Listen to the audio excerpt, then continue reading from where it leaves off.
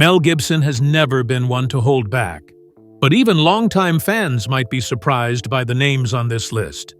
From shocking party insults to intense on-set clashes, these are the actors he just couldn't stand. Some were once close friends, others pushed him too far. And number 3, that feud ended everything. This isn't just gossip, it's real Hollywood drama straight from Gibson's own words. Let's uncover the stories behind the hate. Winona Ryder. It was a Hollywood night in the 1990s, the kind where the stars shine brighter off-screen than on. Winona Ryder, then a beloved actress known for Edward Scissorhands, 1990, and Reality Bites, 1994, found herself at a party that would leave a permanent scar. Also in attendance was Mel Gibson, then fresh off his box office highs from Lethal Weapon 3, 1992, and Braveheart, 1995. But this wasn't a night of celebration, it was a night of confrontation.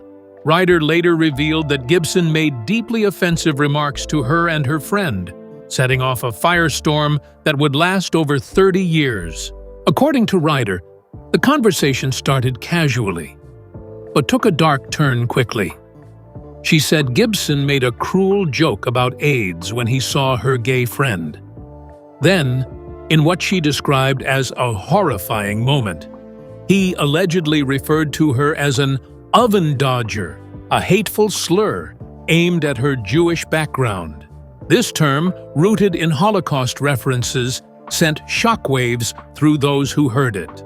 Ryder would later describe the moment as painful, shocking, and unforgettable. At the time, the media didn't report the incident. It would take years before she publicly spoke out. When Ryder's accusations resurfaced in 2020, during an interview with the Sunday Times, the conversation reignited. Gibson quickly denied the story. Through his publicist, he claimed Ryder was lying, stating, "This is 100% untrue.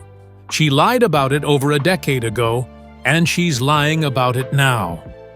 But public opinion was split. Many remembered Gibson's past incidents, especially his 2006 DUI arrest, during which he went on an anti-Semitic rant. That history made Ryder's claims feel all the more believable to many. The feud never healed. Ryder, to this day, stands by her version of events. She insists that Gibson's words that night were real and caused her emotional distress that never fully went away. Meanwhile, Gibson continues to face ongoing scrutiny over his past behavior, this feud with Ryder being one of the most visible. It wasn't just a celebrity disagreement. It became a symbol of deeper issues in Hollywood: prejudice, power, and silence. While the Ryder incident was shocking because of its content, the next conflict involved something less obvious, but just as disturbing. It was a private rooftop meeting in New York City, a place where deals are often made and careers shaped. Mel Gibson was considering a major actor for a role, but what he encountered left him spooked, unsettled, and walking away from the idea entirely. What happened next could easily be mistaken for a scene out of a horror movie. Christopher Walken.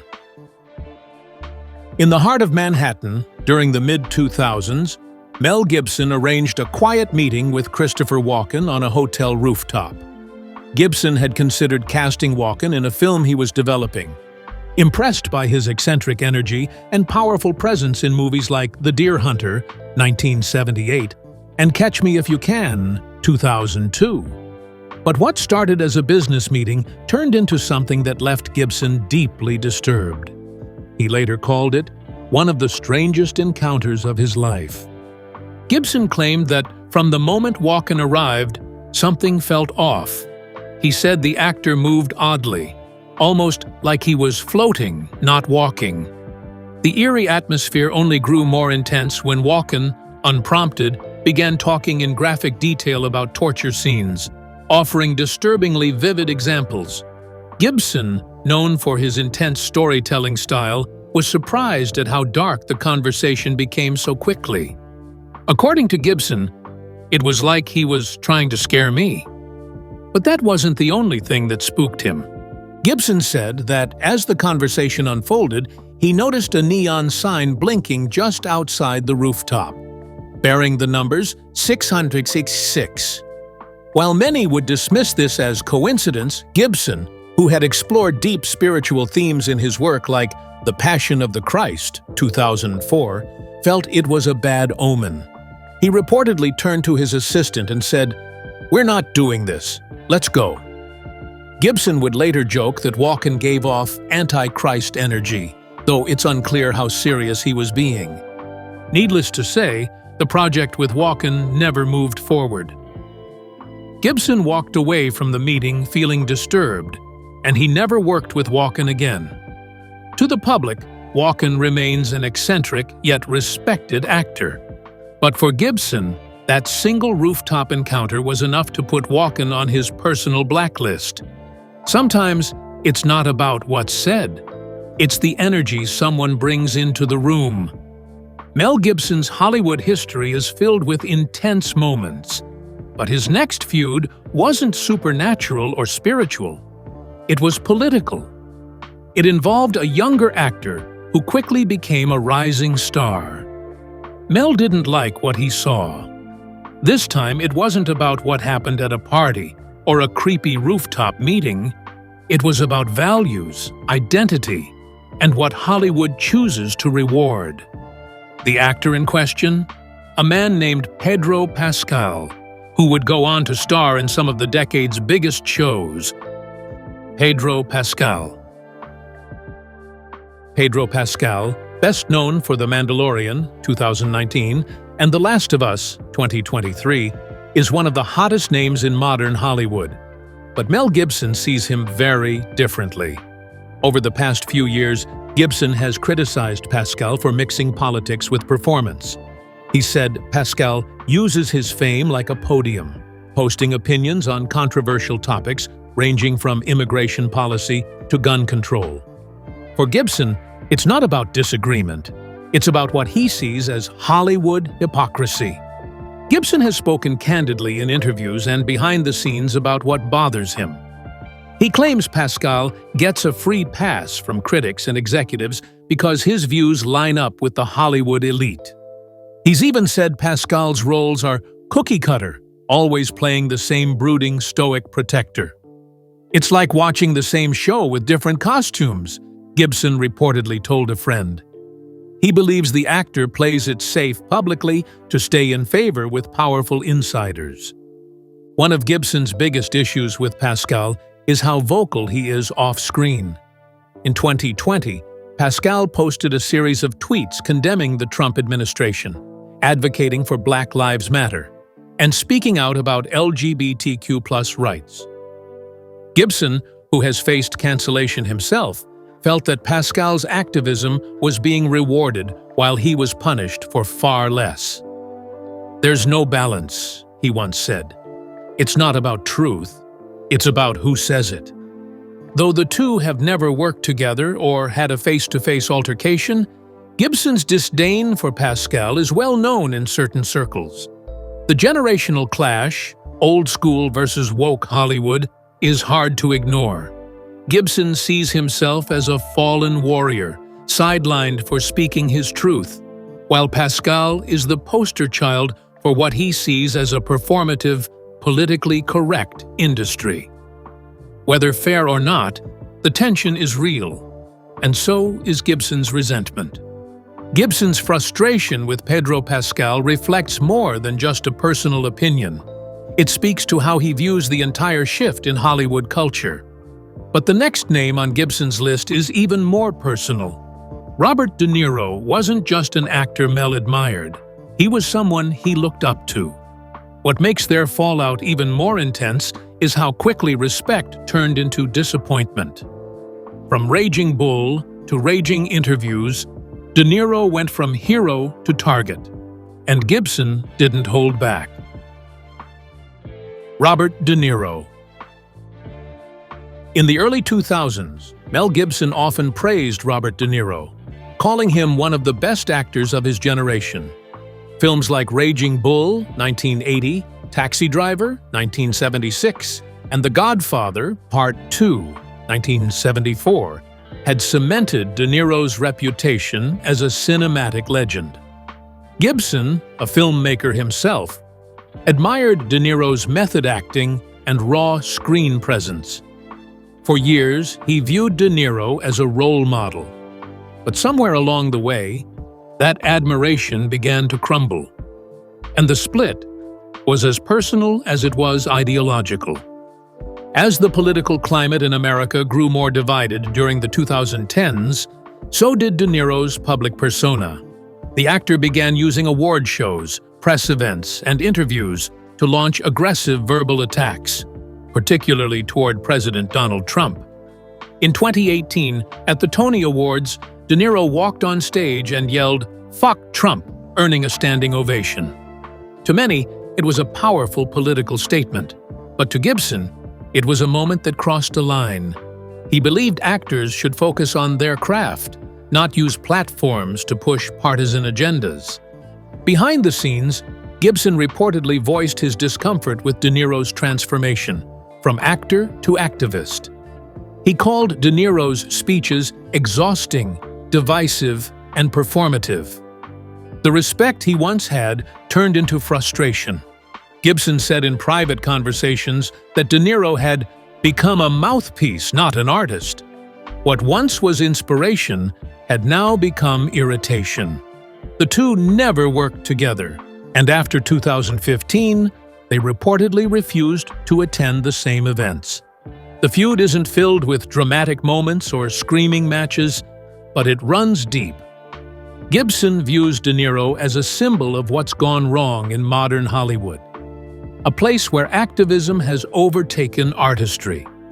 He once told a friend, "I loved De Niro, but now I don't even recognize him."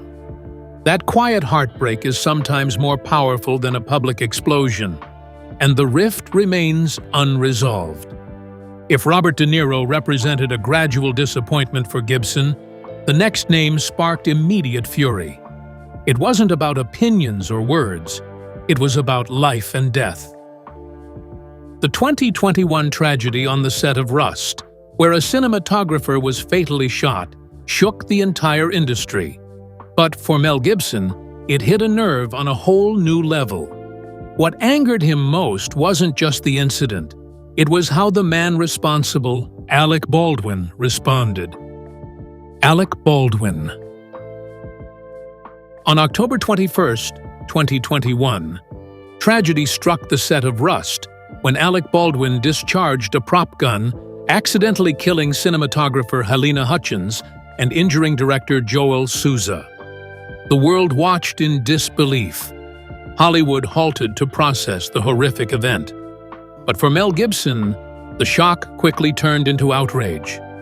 Not just at the incident, but at what he called a two-tiered system of accountability in the entertainment industry.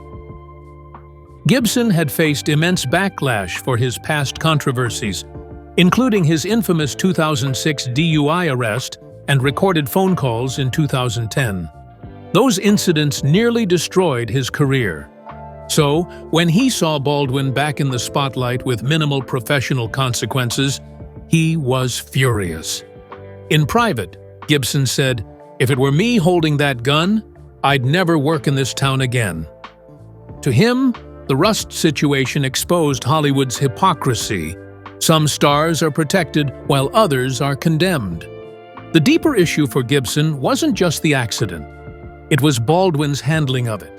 In a highly criticized 2021 interview with ABC's George Stephanopoulos, Baldwin claimed he didn't pull the trigger, contradicting evidence from the investigation. Gibson viewed this as cowardly. He believed Baldwin refused to take full responsibility and instead hid behind lawyers and media spin. "Say you made a mistake," Gibson allegedly said. "Be a man." Though Baldwin and Gibson had never been close, this event ensured they never would be. Gibson now sees Baldwin not only as irresponsible, but also as someone emblematic of the problem in Hollywood. A refusal to own up, a fear of accountability, and a belief that fame shields you from consequences. In Gibson's world, mistakes come with real prices, and he hasn't forgotten how differently he was treated. Baldwin's scandal rocked Gibson on an emotional level. But the next name on his list hits differently. It's not about tragedy or betrayal. It's about perception. To Gibson, this actor symbolizes everything that's wrong with how Hollywood paints its stars. Always polished, always adored, and never questioned. That man is Tom Hanks. But behind the smiles and family-friendly roles, Gibson suspects there's something being hidden, something that makes him deeply uncomfortable. Tom Hanks. Few names shine brighter in Hollywood than Tom Hanks.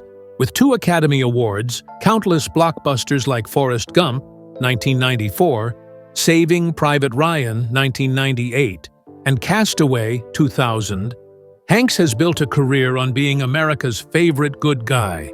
But not everyone buys the act, especially not Mel Gibson. In private, Gibson has said that Hanks represents the plastic side of Hollywood, where everything looks perfect, but nothing feels real. Gibson's frustration with Hanks stems from the stark contrast in how the two are treated. While Gibson has been scrutinized and publicly shamed for every mistake, Hanks is almost universally protected. "He's untouchable," Gibson once remarked. No one questions him. To Gibson, that kind of image is suspicious. He believes that anyone who avoids controversy entirely in a place like Hollywood is either hiding something or playing the game a little too well. The real tipping point, according to insiders, came in the mid-2010s, when Hanks began producing more content tied to real-world issues. Films like The Post, 2017, and his support for various social causes seemed, to Gibson, overly calculated. He hinted that Hanks knows more than he says about the darker sides of Hollywood, but stays silent to protect his status. "He plays the saint," Gibson reportedly said, while others take the fall. Unlike with Baldwin or De Niro, this isn't a feud built on direct confrontation. Hanks and Gibson have never exchanged harsh words publicly, but the resentment runs deep. For Gibson, Hanks is the Hollywood darling who gets to live above the fray, while others like him are dragged through the mud. It's less about who Hanks is and more about what he represents. The perfection Gibson believes doesn't exist. With Hanks, Gibson's anger is about image. But in the next name on the list, the anger turns to disappointment, tinged with sarcasm. Once a leading force in comedy, this actor now, in Gibson's view, talks more politics than punchlines.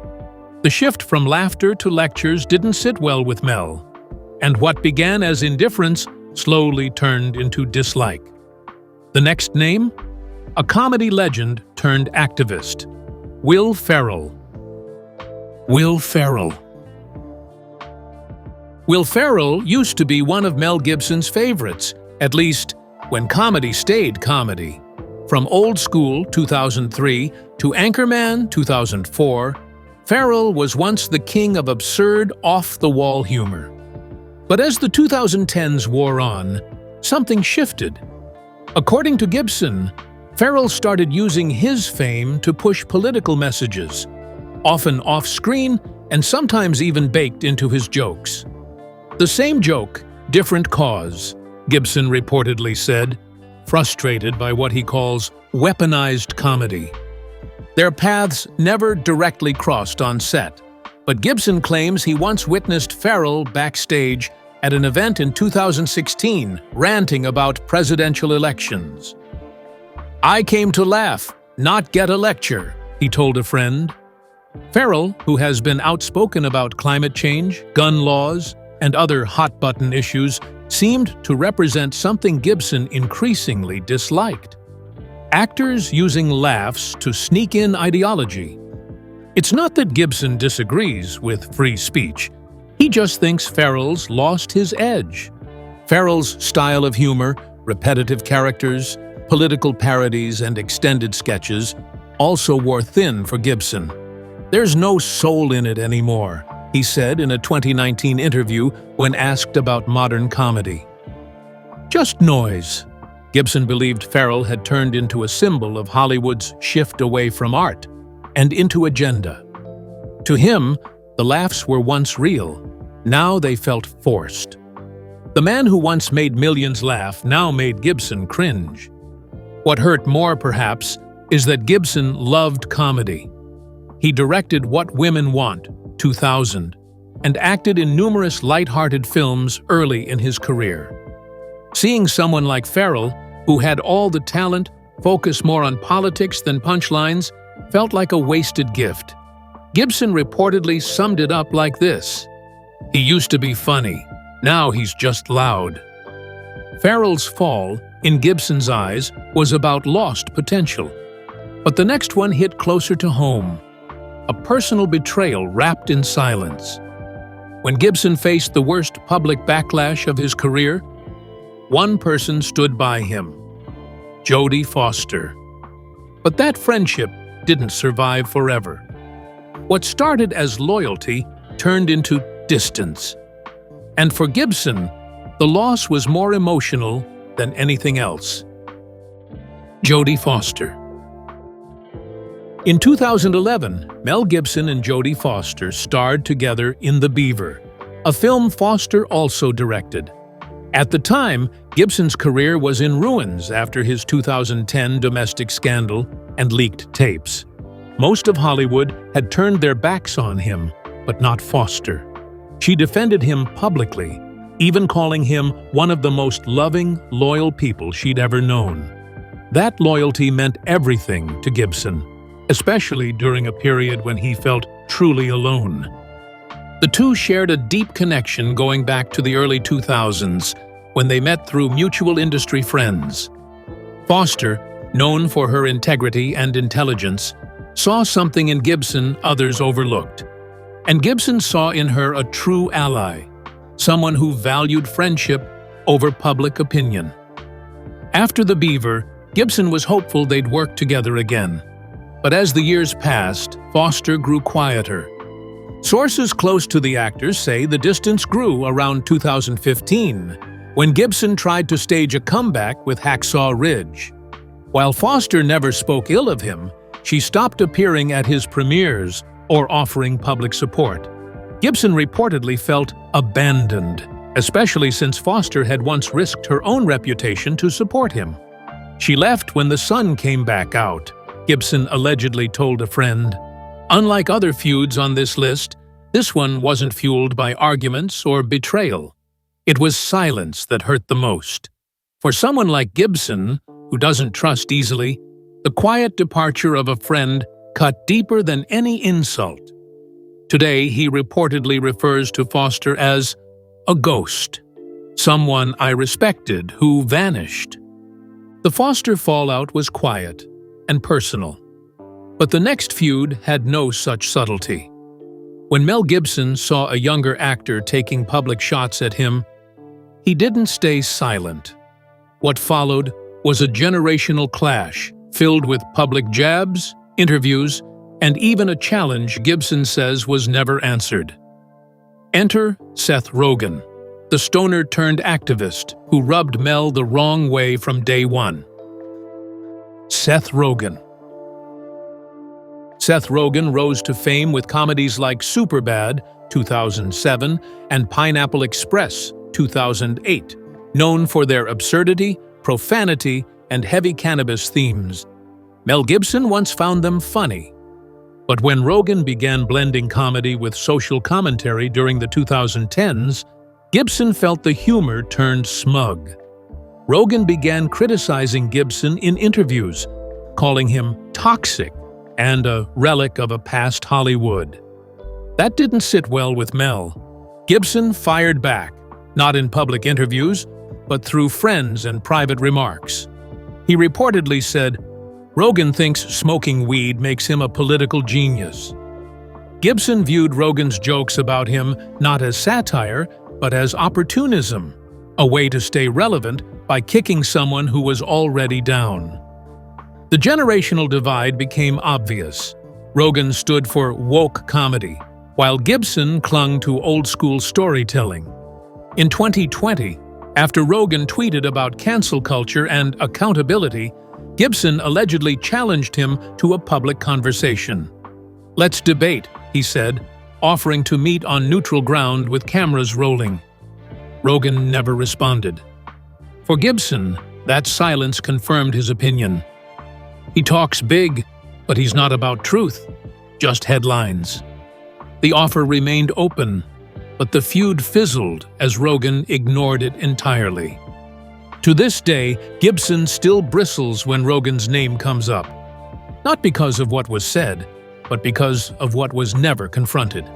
He once told a colleague, "If you're going to throw a punch, stand there and take one back.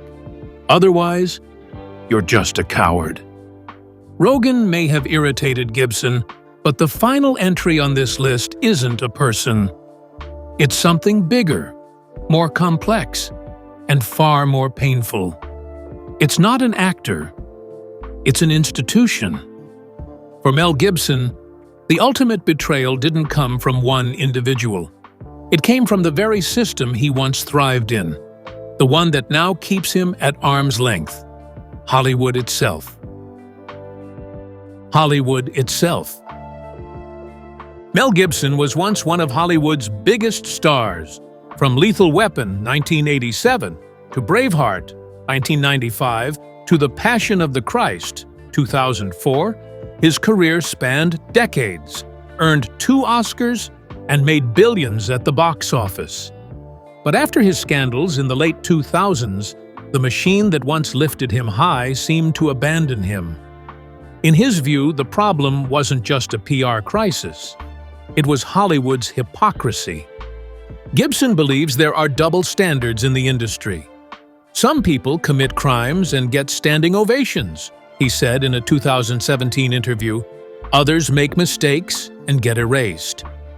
While he admits to past failures, Gibson resents the way certain names are forgiven instantly while he's remained an outsider. He sees the industry as a place where image matters more than truth, and where power protects the right people. He's also deeply critical of how Hollywood treats controversy.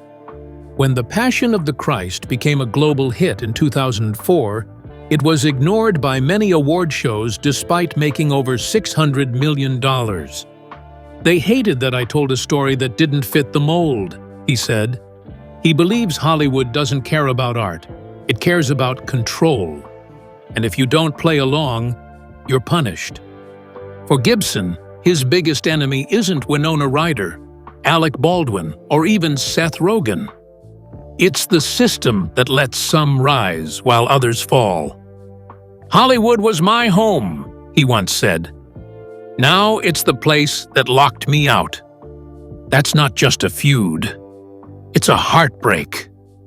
Mel Gibson's story is more than just fights with other stars. It's about loyalty, betrayal, and a man who refused to play by Hollywood's rules.